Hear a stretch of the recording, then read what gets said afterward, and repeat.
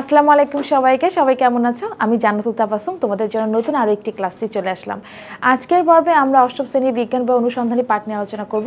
তো আজকের পর্বে আমরা দশম অধ্যায়ের প্রাণী জগতের শ্রেণীবিন্যাসটা সম্পর্কে জানবো। তো চলো আজকে আমাদের পড়ায় চলে যাই।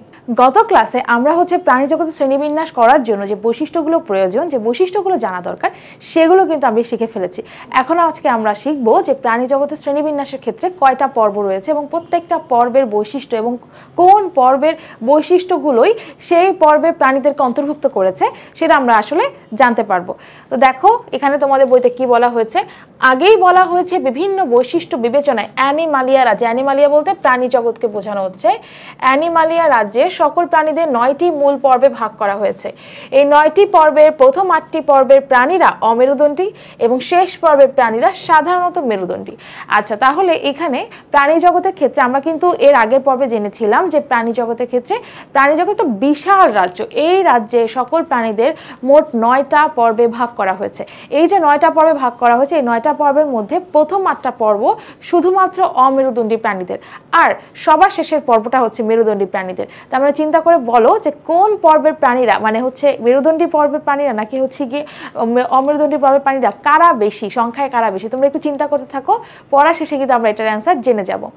তো এখন এই সংক্ষেপে এই 9টা পর্বের প্রাণীদের সম্পর্কে আলোচনা করা হয়েছে। তো আমরা ধীরে ধীরে পর্বগুলো শিখবো এবং প্রত্যেকটা পর্ব কিন্তু সিরিয়াল ওয়াইজ পড়তে হবে।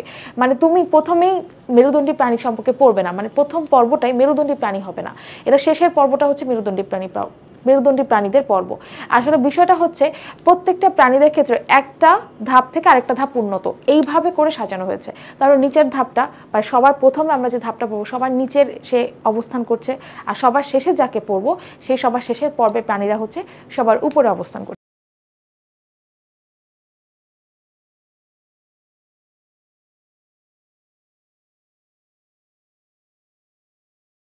আচ্ছা, তো প্রথম পর্বটা হচ্ছে পরিফেরা।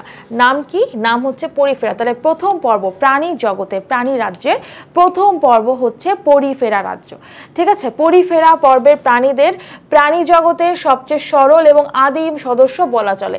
তাহলে পরিফেরা পর্বের প্রাণীদের পৃথিবীতে, মানে প্রাণী জগতের ক্ষেত্রে সবচেয়ে সরল এবং আদিম সদস্য বলা হয়।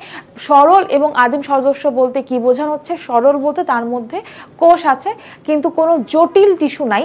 আমরা কিন্তু এর আগের পর্বে টিস্যু, অঙ্গ, তন্ত্র এগুলো সম্পর্কে জেনে এসেছি। তাহলে তোমরা বুঝতে পারছো যে আমি জটিল টিস্যু তন্ত্র বলতে কি বোঝাচ্ছি। কোনো একটা নির্দিষ্ট পরিবহন তন্ত্র নেই, যেমন রক্ত সংবহন তন্ত্র বা রেচন তন্ত্র, এরকম আলাদা আলাদা কোনো তন্ত্র নেই। শুধুমাত্র তাদের মধ্যে হয়তো কোষ আছে, সেই কোষটা এবং সেই কোষটা একই সব, মানে সেই কোষটা অনেকগুলো কাজ একসাথে করে, এরকম হতে পারে। তো সরল এবং আদিম সদস্য কারা? সরল এবং আদিম সদস্য হচ্ছে পরিফেরা পর্বের প্রাণীরা। এদের মধ্যে সবচেয়ে পরিচিত সদস্য হচ্ছে স্পঞ্জ। স্পঞ্জের নাম আমরা এর আগেও পড়েছি। স্পঞ্জ দেখতে আসলে স্পঞ্জের বডিটা হচ্ছে একটু স্পঞ্জের মতো, তারা একটু নড়বড়ে হয়। এই প্রাণীদের উদ্ভব সামুদ্রিক পরিবেশে, পৃথিবীর সকল সমুদ্র এবং কিছু মিঠা পানির জলাশয় এদের দেখা যায়। তাহলে কোথায় কোথায় দেখা যায়? এরা সামুদ্রিক পরিবেশে, মানে সমুদ্রের মধ্যে পাওয়া যায়। তারপর বিভিন্ন মিঠা পানির জলাশয় এদেরকে দেখতে পাওয়া যায়। বহুকোষী হলেও এদের গঠন অতি সরল। বহুকোষী, অবশ্যই প্রাণীরা বহুকোষী হবে, এটা একটু মাথায় নিয়ে রাখবে, প্রাণীরা অবশ্যই বহুকোষী হবে। আমরা কিন্তু এই পর্বগুলো পড়ার আগে উদ্ভিদ জগতের শ্রেণীবিন্যাস দেখেছি। তার আগে কিন্তু আমরা দেখেছিলাম যে এই পুরো জীব জগৎ কিন্তু কয়টা ভাগে ভাগ করা যায়। এই জীব জগৎকে 3টা ডোমেইনে ভাগ করা হয়েছে। 3টা ডোমেইনের মধ্যে প্রথম 3টা ডোমেইন কিন্তু এককোষী। প্রথমত জীব জগৎ কিভাবে ভাগ করা যায়? প্রথমে তারা এককোষীদেরকে একসাথে করেছে। তারপর এককোষী, আবার তারা প্রকৃত কোষী, তাদেরকে আবার আলাদা করেছে। এককোষী কিন্তু তারা আদিকোষী, তাদেরকে আবার মানে অপ্রকৃত কোষী, তাদেরকে আবার আলাদা করেছে। আবার যাদের জটিল কোষ আছে, মানে জটিল টিস্যু তন্ত্র আছে, তাদেরকে আবার আলাদা করেছে। তাহলে এই ক্ষেত্রে আমাদের বুঝতে হবে যে উদ্ভিদ এবং প্রাণী এদের কিন্তু কোষগুলো বহুকোষী হবে, মানে শুধুমাত্র উদ্ভিদ এবং প্রাণীরাই কিন্তু বহুকোষী হবে। তো এই জন্য এখানে মনে রাখতে হবে সবগুলো সমান, মানে কমন একটা বৈশিষ্ট্য হচ্ছে বহুকোষী। ঠিক আছে, আচ্ছা, এরা বহুকোষী, তার মানে এদের অনেকগুলো কোষ আছে। কিন্তু অনেকগুলো কোষ থাকার পরেও এদের গঠনটা কি? এদের গঠনটা অতি সরল। গঠনটা কেমন? অতি সরল, তার মানে খুব কঠিন বা জটিল কোনো গঠন তাদের মধ্যে নাই। এদের দেহের কোষগুলো বিচ্ছিন্নভাবে থাকে, মানে হচ্ছে তারা আলাদা আলাদাভাবে থাকবে, একসাথে থাকবে না, সুবিন্যস্ত হয়ে নির্দিষ্ট টিস্যু গঠন করতে বা অঙ্গ হিসেবে কাজ করতে পারে না। তার মানে তারা শুধুমাত্র সুন্দরভাবে বিন্যস্ত হয়ে একটা নির্দিষ্ট টিস্যু গঠন করতে পারে না বা অনেকগুলো টিস্যু মিলে একটা অঙ্গ তৈরি করতে পারে না। তাহলে কি বললাম? যে এদের দেহ কোষগুলো বিচ্ছিন্নভাবে থাকে এবং তারা কি করে? সুবিন্যস্ত হয়ে নির্দিষ্ট টিস্যু গঠন করতে পারে না বা অঙ্গ হিসেবে কাজ করতে পারে না, কারণ তাদের মধ্যে যে কোষ আছে সে কোষগুলো একসাথেই, মানে কোষগুলো হচ্ছে শুধুমাত্র অনেকগুলো কাজ একসাথে করতে পারে। পোরাস শব্দের অর্থ ছিদ্র এবং ফের শব্দের অর্থ বহন করা। তাহলে এই দুইটা মিলেই হচ্ছে পরিফেরা শব্দের উৎপত্তি। পোরাস থেকে পরি আসছে, ফেরি থেকে হচ্ছে ফেরা আসছে, ঠিক আছে? তাহলে এই দুইটা মিলে হচ্ছে পরিফেরা, তাহলে যারা ছিদ্র বহন করে। তার মানে এই পর্বের প্রাণীরা কি বহন করবে? ছিদ্র বহন করবে। পোরাস বলতে ছিদ্রকে বোঝানো হয়। এই পর্বের প্রাণীদের দেহে অসংখ্য ছিদ্র এবং নালিকা আছে, যেগুলোর মাধ্যমে ক্রমাগত এদের দেহের ভেতরে পানি প্রবাহিত হয়। এই প্রবাহের মাধ্যমেই তারা পানি থেকে খাদ্য কণা এবং অক্সিজেন গ্রহণ করে এবং দেহের বর্জ্য বাইরে বের করে দেয়। তাহলে এইগুলোর মধ্যে হচ্ছে ক্রমাগতভাবে যে আমরা যেটা দেখতে পাচ্ছি, এদের মধ্যে শরীরের মধ্যে হচ্ছে অসংখ্য ছিদ্র থাকবে, অসংখ্য নালিকা থাকবে।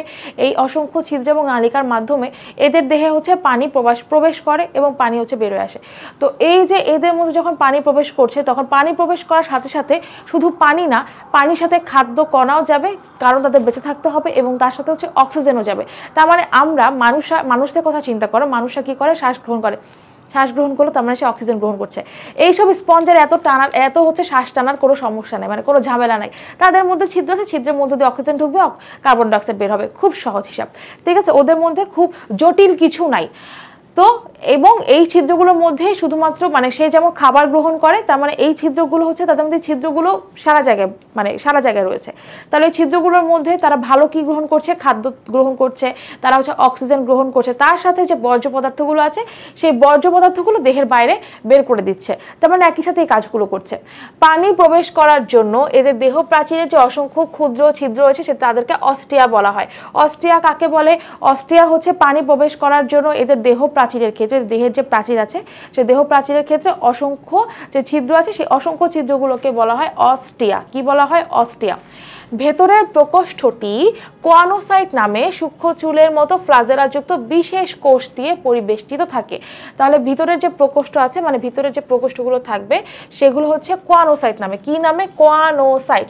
কোয়ানোসাইট নামে সূক্ষ্ম চুলের মতো ফ্লাজেলা যুক্ত থাকবে।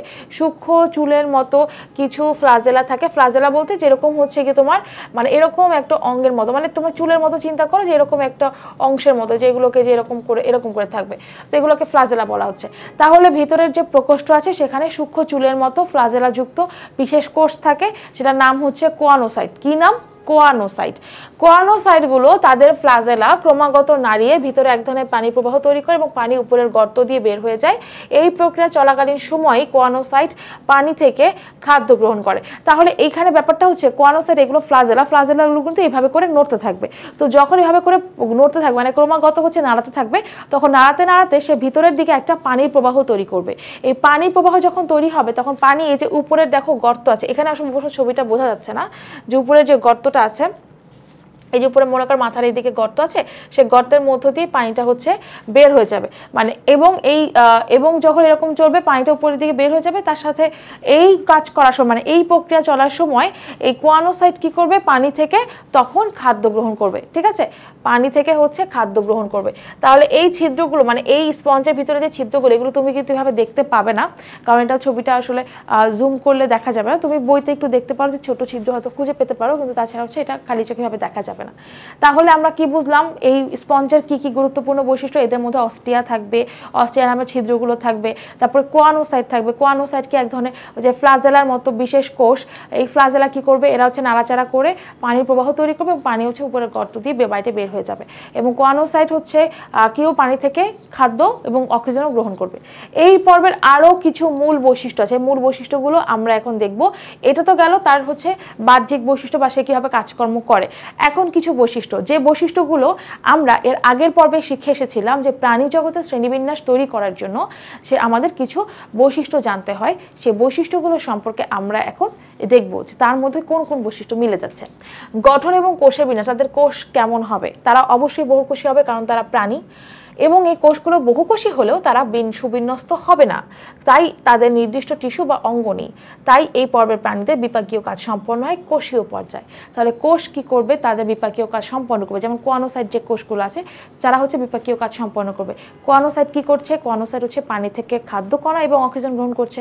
এই যে গ্রহণ করে সে কিন্তু বেঁচে আছে, এটা কিন্তু বিপাকীয় কাজ। আবার যে বর্জ্য পদার্থ তৈরি হচ্ছে সেটাই পানি প্রবাহের মাধ্যমে ছিদ্র দিয়ে বাইরে বের হয়ে যাচ্ছে। তাহলে এই যে এই কোয়ানোসাইটের মাধ্যমে যখন এই কাজগুলো হচ্ছে, এটা কিন্তু কোষীয় পর্যায়ে কাজগুলো হচ্ছে। এরা কিন্তু কোনো তন্ত্র, কোনো অঙ্গ গঠন করছে না। এখানে কোষগুলো হচ্ছে পৃথক, মানে সুবিন্যস্ত বা সাজানো নেই, এই জন্য এদের মধ্যে কোনো সুনির্দিষ্ট টিস্যু বা অঙ্গ নেই। দেহের প্রতিসাম্য কেমন হবে? দেহের প্রতিসাম্য হচ্ছে অপ্রতিসাম্য। তোমরা ছবি দেখেই বুঝতে পারছো। আমি এটাকে যেভাবেই ভাগ করি না কেন, এটা সমান অংশে ভাগ হবে না, কখনোই হবে না। যেহেতু সমান দুইটা ভাগে ভাগ করা যাচ্ছে না, মানে কোনো অংশেই ভাগ করা যাচ্ছে না, এই জন্য এদের দেহটাকে হচ্ছে অপ্রতিসম বলা হবে। এদের মধ্যে কোনো দেহ গহ্বর নাই, ঠিক আছে? দেহখণ্ডের উপস্থিতি, এদের মধ্যে কোনো দেহখণ্ড নাই, দেহখণ্ড এটার মধ্যে থাকবে না, দেহখণ্ড থাকবে না, দেহ গহ্বর থাকবে না। দেহের প্রতিসাম্য কি? দেহকেও সমান অংশে ভাগ করা যাবে না। কঙ্কালতন্ত্রের ধরন, কঙ্কালতন্ত্র কেমন? এদের দেহের ভিতরে অন্তকঙ্কাল রয়েছে। অন্তকঙ্কাল রয়েছে দেখেই তারা কিন্তু শক্তভাবে দাঁড়িয়ে থাকতে পারছে, ঠিক আছে? অন্তকঙ্কাল রয়েছে মানে ভিতরের দিকে কঙ্কাল রয়েছে। অন্যান্য কোন বৈশিষ্ট্য? অন্যান্য কিছু বৈশিষ্ট্য আছে, যেমন হচ্ছে সাধারণত প্রাণী মাত্রই আমরা চলাচলে সক্ষম ধরে নিই, কিন্তু পরিফেরা পর্বের প্রাণীরা প্রায় সবাই পূর্ণ বয়সে পৌঁছার আগেই চলাফেরার ক্ষমতা হারিয়ে ফেলে। লার্ভা অবস্থায় এরা চলনক্ষম থাকলেও পরিণত বয়সে এরা সমুদ্রের কঠিন তলদেশে স্থায়ীভাবে আটকে থাকে। তাহলে আমরা সকলেই জানি প্রাণী মানে কি? সে চলাফেরা করবে, হাঁটাচলা করবে, দৌড়াবে, উড়বে। কিন্তু দেখা যায় এই পরিফেরা পর্বের প্রাণীরা, নাম হচ্ছে প্রাণী, কিন্তু পরিফেরা পর্বের প্রাণীরা কি হয়, যখন লার্ভা অবস্থায় থাকে, মানে যখন তাদের জন্ম হয়, তখন সেই মুহূর্তে তারা নড়াচড়া করতে পারে। কিন্তু যখন আস্তে আস্তে বড় হয়, তারা হচ্ছে সমুদ্রের তলদেশে তারা হচ্ছে আটকে থাকে এবং কঠিন তলদেশে স্থায়ীভাবে আটকে থাকে। আর স্থায়ীভাবে আটকে থাকার ফলে তারা ওইখান থেকে সরে যেতে পারে না। তো তোমরা দেখবা যে বিভিন্ন সিনেমাতে দেখা যায় পানির নিচে যেসব, মানে পানির নিচে যদি কোনো ভিডিও থাকে বা পানির নিচে যদি কোনো সিনেমা দেখো, তাহলে দেখা যাবে কি এরকম কিছু পাতার মতো অঙ্গ আছে, এরকম কিছু পাতার মতো অঙ্গ, তারা কিন্তু এভাবে করে খুব সুন্দর মতো পানি প্রবেশের সাথে এভাবে করে সুন্দর মতো নড়তে থাকে। তো ওইটাই হচ্ছে স্পঞ্জ, ঠিক আছে? এবং এরা কিন্তু ওই জায়গা থেকে সরে যায় না, ওরা ওই জায়গায় আটকে থাকে। তাহলে আমরা প্রথমে কোন পর্বটা পড়লাম? আমরা প্রথমে পড়লাম হচ্ছে পরিফেরা পর্ব। এইভাবে এই পর্বের বৈশিষ্ট্যগুলো দেখলাম। আমরা দেখলাম এদের কোনো প্রতিসাম্য নাই, দেহ গহ্বর নাই, গহ্বর নাই, তারপর হচ্ছে গিয়ে দেহখণ্ড নাই, কিন্তু এদের অন্তকঙ্কাল রয়েছে, মানে দেহের ভিতরে এক ধরনের কঙ্কালতন্ত্র রয়েছে, যার জন্য তারা কিন্তু খুব সুন্দরভাবে এখানে আটকে আছে, ঠিক আছে? আচ্ছা, এরপরে হচ্ছে এর পর্বের প্রাণীর নাম হচ্ছে নিডারিয়া বা এটাকে নিডেরিয়াও বলা হয়, অসুবিধা নেই, যেটাই বলো ঠিক। নিডারিয়া পর্বের প্রাণীরা পরিফেরা পর্বের প্রাণীদের থেকে অপেক্ষাকৃত জটিল প্রাণী। একটা কথা মাথায় রাখতে হবে, এখানে যে 9টা পর্ব আছে, এই পর্বগুলো সরল থেকে জটিল হওয়া শুরু করবে, ঠিক আছে? তো প্রথমে আমরা পরিফেরা দেখলাম, এরা হচ্ছে সবচাইতে সরল এবং আদি। এরপরে তার পরের পর্বে যারা থাকবে তারা কিন্তু আগের পর্ব থেকে অপেক্ষাকৃত একটু জটিল হবে, ঠিক আছে? মানে তারা হচ্ছে আপডেট হবে।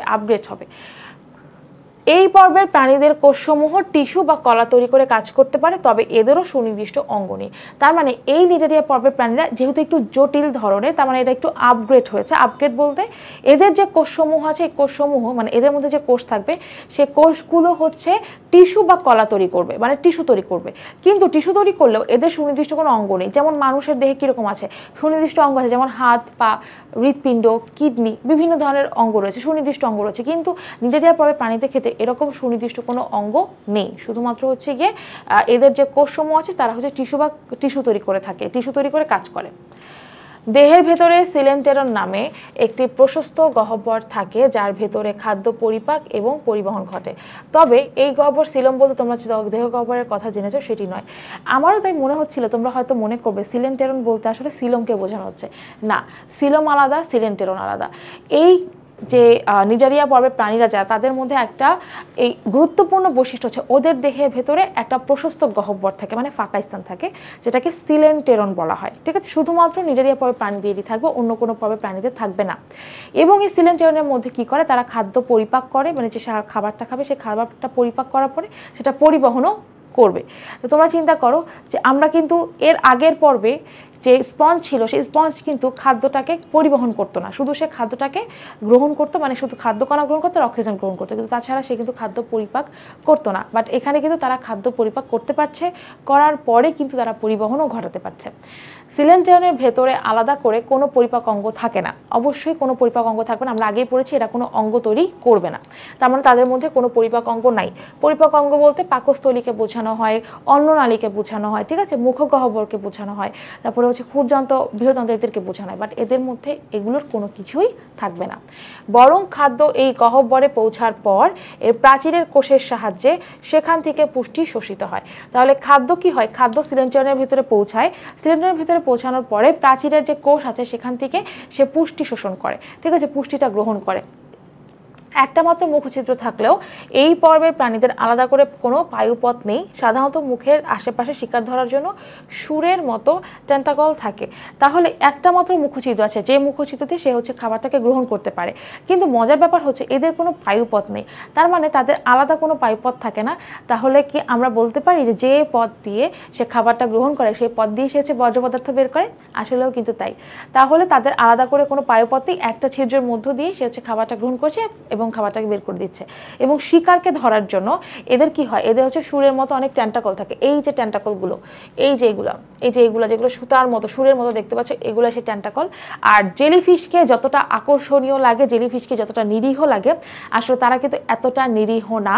যদি কোনো প্রাণীর সাথে এই জেলিফিশের একটু ধাক্কা লাগে বা হচ্ছে আঘাত লাগে, তখন জেলিফিশ বুঝতে পারে এটা তার শিকার, তখন একটা জেলিফিশ না তার আশেপাশ থেকে আরও অনেক জেলিফিশ হিসেবে, মানে আরও অনেক জেলিফিশ এসে সামনে চলে আসে, এবং সামনে চলে এসে তারা যেটা করে সেটা হচ্ছে গিয়ে সেই প্রাণীটাকে আক্রমণ করে, এবং অনেকটা কারেন্ট খাওয়ার মতো অবস্থা, মানে অনেকটা তারা হচ্ছে কারেন্ট বলা যায়, একটা শক দেয় আর কি। তো এরকম করে তারা কিন্তু প্রাণী শিকার করে এবং সেখান থেকে ছাড়া পাওয়া খুব মুশকিল। তো এক নজরে আমরা এখানে যেটা দেখলাম সেটা হচ্ছে গিয়ে ওর ইম্পর্টেন্ট বৈশিষ্ট্য, যেটার জন্য আমি এই নিডারিয়া পর্বের প্রাণীদেরকে একদমই আলাদা করতে পারবো। অন্যান্য পর্বের প্রাণীদের সিলেন্টেরন নাই, ওর সিলেন্টেরন আছে। এর আগের পর্বে আমরা কি দেখেছিলাম বলো তো, তার কি ছিল, তার ছিল ছিদ্র, ছিল স্পঞ্জের ছিদ্র ছিল, অন্য কোনো পর্বের প্রাণীর মধ্যে ছিদ্র নাই। তো যে বৈশিষ্ট্যগুলো অন্য একটা পর্ব থেকে নিজেদেরকে আলাদা করে ফেলছে, মানে একটা পর্ব আর একটা পর্ব প্রাণীদেরকে আলাদা করছে, সেই ইম্পর্টেন্ট বৈশিষ্ট্যগুলো ফার্স্টে লেখা হয়েছে, তারপরে অন্যান্য বৈশিষ্ট্যগুলো এখানে দেখা হয়েছে। তো অন্যান্য বৈশিষ্ট্যগুলো কি কি? প্রথমত হচ্ছে গঠন এবং কোষের বিন্যাস। গঠন এবং কোষের বিন্যাস কি হবে? একাধিক কোষের সমন্বয় টিস্যু থাকলেও নির্দিষ্ট কাজ সম্পাদনের জন্য কোনো সুনির্দিষ্ট অঙ্গ নেই, সেটা আমরা দেখেছি যে এদের মধ্যে কোনো সুনির্দিষ্ট অঙ্গ থাকবে না, কিন্তু একাধিক কোষের সমন্বয় টিস্যু থাকবে। দেহের প্রতিসাম্য হচ্ছে অরীয় প্রতিসাম্য দেখা যায়। অরীয় প্রতিসাম্য কোনটা? এই প্রতিসাম্যতে হচ্ছে চার ভাগে ভাগ করা যাবে, 5 ভাগে ভাগ করা যাবে, বা হচ্ছে বহু অংশে সমান ভাগে ভাগ করা সম্ভব হয়, ঠিক আছে। দেহ গহ্বর, এদের মধ্যে কোনো দেহ গহ্বর নাই। দেহ গহ্বর বলতে এখানে সিলমের কথা বলা হচ্ছে, বাট ওদের কিন্তু কোনো সিলম নয়, ওদের সিলেন্টেরন আছে। আর সিলম বলতে কি বোঝায়? সিলমের মধ্যে কিন্তু তরল পদার্থ থাকবে, ঠিক আছে, আর সিলেন্টেরনের মধ্যে কিন্তু কোনো তরল পদার্থ নাই, তার মানে সিলেন্টেরন আর সিলম দুটা কিন্তু আলাদা। দেহখণ্ডের উপস্থিতি, অবশ্যই কোনো দেহখণ্ড নাই, এদের দেহটাকে আমরা যেভাবে দেখতে পাচ্ছি সেভাবেই আছে, এদেরকে কোনো খণ্ডে বিভক্ত করা যায় না। কঙ্কালতন্ত্রের ধরন, এদের কঙ্কালতন্ত্র বলতে হাড় আছে কিনা সেটার কথা বলছে। হাড়ের তৈরি দৃঢ় কঙ্কালতন্ত্র নাই, তবে হচ্ছে সিলেন্টেরন নামক গহ্বর পানি দ্বারা পূর্ণ থাকে যা দেহকে দৃঢ়তা প্রদান করে। তাহলে হাড়ের তৈরি দৃঢ় হচ্ছে কঙ্কালতন্ত্র নাই। হাড় যেমন খুব শক্ত, যদি হাড় থাকতো তাহলে কিন্তু জেলিফিশগুলো অনেক শক্ত হতো, ঠিক আছে, ওরা কিন্তু পানির মধ্যে সাঁতার কাটতে মানে খুব অসুবিধা হতো, বা তারা ভেসে বেড়াতে পারতো না। তো এই জেলিফিশগুলোর মধ্যে যে সিলেন্টেরন থাকে, সিলেন্টেরন নামক গহ্বর হচ্ছে পানি দ্বারা পূর্ণ থাকে, ঠিক আছে, পানি দ্বারা পূর্ণ থাকবে, এবং এই পানি দ্বারা পূর্ণ থাকার কারণে তাদের দেহকে হচ্ছে দৃঢ়তা প্রদান করে। অন্যান্য কি কি বৈশিষ্ট্য রয়েছে আমরা একটু দেখি। অন্যান্য বৈশিষ্ট্যের মধ্যে রয়েছে যে নিডারিয়া পর্বের প্রাণীদের মূল বৈশিষ্ট্য হলো এদের দেহত্বকে নিডোব্লাস্ট নামক একটা কোষ থাকে, এর সাহায্যে এরা সকলেই বিষাক্ত হুল বা কাটা ছুঁড়ে শিকার করতে বা আত্মরক্ষা করতে পারে। আচ্ছা, নিডোব্লাস্ট, দেখো নামের সাথে কিন্তু মিল আছে। পর্বের নাম কি? পর্বের নাম হচ্ছে নিডারিয়া। ওদের মধ্যে কি আছে? ওদের মধ্যে হচ্ছে স্পেশাল যে কোষটা থাকে তার নামটা কি? নিডোব্লাস্ট। নিডারিয়া, নিডোব্লাস্ট, নামের সাথে কিন্তু মিল আছে। তো নিডারিয়া পর্বে প্রাণীদের মূল বৈশিষ্ট্য হচ্ছে এদের দেহত্বকে হচ্ছে নিউরোব্লাস্ট নামের কাঁটা থাকে, কাটা কাটা কাটা কাটা থাকবে। তো এর সাহায্যে কি করে, এরা সকলে হচ্ছে বিষাক্ত হুল বা কাটা ছুঁড়ে শিকার করতে বা আত্মরক্ষা করতে পারে। এই যে আমি একটু আগে বললাম যে কোনো প্রাণীর সাথে যদি এর ধাক্কা লাগে, যখন বুঝতে পারে যে হ্যাঁ জীবন্ত প্রাণী তার আশেপাশে ঘুরছে, তখন সে একটা শক দিবে। শক কিভাবে দিবে? এই কাটা বা হুলের মাধ্যমে। হুল বা কাটা সে হচ্ছে আক্রমণ করবে, কাটা ছুঁড়বে বা হুল ছুঁড়বে, তখন হচ্ছে কি সে ওই কাটা বা হুলের আক্রমণে সে প্রাণীটা আর নিজেকে বাঁচিয়ে রাখতে পারবে না। ওই হুল বা কাটার বিষাক্ত আক্রমণে হচ্ছে সে আস্তে আস্তে নিস্তেজ হয়ে যাবে এবং পরে তাকে শিকার করবে এই জেলিফিশগুলো। তাই এই পর্বের নামটাও এসেছে গ্রিক নিড অর্থ রোম কাটা এবং অ্যারিয়া অর্থ সংযুক্ত থেকে। তাহলে নিডারিয়া শব্দটা কোত্থেকে আসছে? নিড থেকে আসছে, গ্রিক নিড শব্দ থেকে, যার অর্থ হচ্ছে রোমের মতো কাটা বা রোম কাটা, আর এরিয়া বলতে বোঝানো হচ্ছে সংযুক্ত। তাহলে যার গায়ে হচ্ছে রোম কাটা সংযুক্ত থাকে তাকে বলা হচ্ছে নিডারিয়া। এইভাবে প্রাণীদের মধ্যে অন্যতম হচ্ছে জেলিফিশ, প্রবাল, হাইড্রা। জেলিফিশ তো ছবি আমরা দেখেছি, হাইড্রা আমরা আসলে সাধারণত হাইড্রাকে তুমি এইভাবে দেখতে পাবা না। হাইড্রা হচ্ছে তুমি ডোবা নালা বা জলাশয়দেরকে দেখা যায়। আর প্রবালটা সমুদ্রে দেখা যাবে, কখনো সমুদ্রের গভীরে, এবং যখন তারা হচ্ছে তাদের হচ্ছে যখন সময় হয়ে যাবে, মানে যখন তারা পানির নিচে থাকে তখন তো আমরা ওইভাবে দেখতে পাই না, কিন্তু সমুদ্র থেকে যখন উঠে আসে মাটিতে তখন আমরা সেই প্রবালকে দেখতে পাই। এবং তোমরা প্রবাল দেখতে পাবা হচ্ছে বাংলাদেশের একমাত্র প্রবাল দ্বীপ সেন্ট মার্টিনে, সেখানে হচ্ছে গিয়ে দেখবে সারি সারি অনেক প্রবাল থাকে। সেই প্রবালগুলোই হচ্ছে এই প্রবাল, যারা নিডারিয়া পর্বের প্রাণী। তাহলে নিডারিয়া পর্বের প্রাণী সম্পর্কে আমরা কি জানলাম? নিডারিয়া পর্বের প্রাণী সম্পর্কে জানলাম যে এদের হচ্ছে গিয়ে টিস্যু বা কলা তৈরি হবে, মানে অনেকগুলো কোষ একত্রে যুক্ত হয়ে টিস্যু তৈরি করবে, কিন্তু কোনো সুনির্দিষ্ট অঙ্গ থাকবে না। দেহের ভিতরে একটা প্রশস্ত গহ্বর থাকবে, সেই প্রশস্ত গহ্বরের নাম কি? সিলেন্টেরন। এবং এই সিলেন্টেরনের মাধ্যমে তাদের দেহ পরিপাক হবে এবং পরিবহনও ঘটবে, ঠিক আছে। এবং সিলেন্টেরনের মধ্যে হচ্ছে শুধুমাত্র পানি দ্বারা পূর্ণ থাকে, অন্য কোনো তরল পদার্থ এর মধ্যে থাকবে না। এদের কোনো মুখছিদ্র নাই, এদের মধ্যে মুখছিদ্র আছে কিন্তু আলাদা কোনো পায়ুপথ নেই। এবং এদের হচ্ছে কিছু এখানে দেখো শিকার ধরার জন্য সুর বা ট্যান্টাকল থাকে। এখানে কি থাকে? এটা নিডোব্লাস্ট নামের এক ধরনের কাটা বা হুল থাকে, যার মাধ্যমে সে হচ্ছে অন্য প্রাণীদের শিকার করতে পারে। অন্যান্য কি বৈশিষ্ট্য? অন্যান্য বৈশিষ্ট্যের মধ্যে আছে এদের দেহটাকে কয় ভাগে ভাগ করা যায়? দেহটাকে 4-5 বা এর বেশি ভাগে ভাগ করা যেতে পারে, এই জন্য এরা হচ্ছে অরীয় প্রতিসম। এদের মধ্যে কোনো দেহ গহ্বর নাই, বা মানে হচ্ছে সিলম নাই, দেহ খণ্ডও নাই, কিন্তু এদের মধ্যে অন্তকঙ্কালটাও মানে কোনো দৃঢ় কঙ্কাল নাই, বাট হচ্ছে এদের মধ্যে যে সিলেন্টেরনটা আছে সেই সিলেন্টেরনটা তাদেরকে দৃঢ়তা প্রদান করে বা ওদেরকে হচ্ছে ভাসিয়ে রাখতে বা সাঁতার কাটতে সাহায্য করে, ঠিক আছে। তো আজকের পর্বে আমরা হচ্ছে দুটো প্রাণীর জগতে দুটো গুরুত্বপূর্ণ পর্ব সম্পর্কে জানলাম, একটা হচ্ছে পরিফেরা, একটা হচ্ছে নিডারিয়া। তো প্রথম থেকে আমরা এভাবে সিরিয়ালি পড়বো, পরিফেরা, নিডারিয়া। এর পরের পর্বে আমরা হচ্ছে প্রাণী জগতের আরও দুটো নতুন পর্ব নিয়ে চলে আসবো। ততদিন তোমরা আমাদের সাথে থাকো। আগামী পর্বের জন্য সবাইকে আমন্ত্রণ জানিয়ে বিদায় জানাচ্ছি। সবাই ভালো থাকো, সুস্থ থাকো। আল্লাহ হাফেজ।